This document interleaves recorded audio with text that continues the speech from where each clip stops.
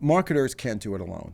They cannot make this transition just within the marketing organization. They need to be working across the executive suite to get the business unit leaders, to get their functional peers from finance, from legal, from IT, from sales at the table, recognizing the changes that are going to happen, and to start talking about how should certain processes be done differently.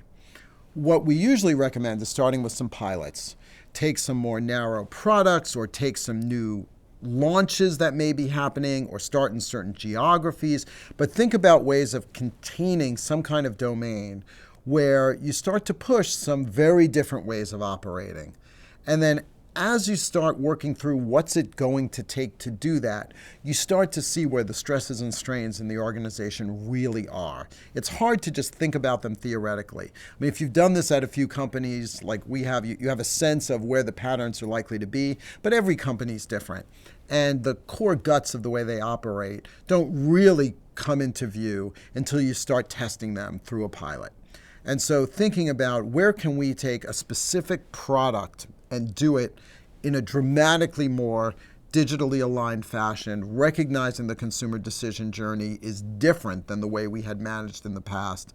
And let's say, what if we start planning the way we think it really is now from a zero base versus incrementally changing what we had done before?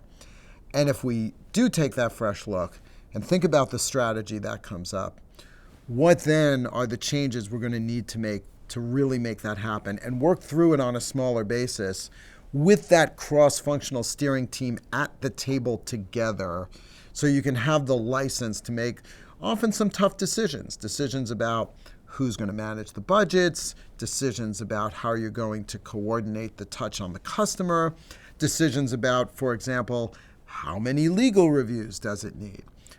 Decisions about how are you going to measure it to justify it to the finance organization. Things like that you've got to work through as a team, and a pilot is often the best way to do that.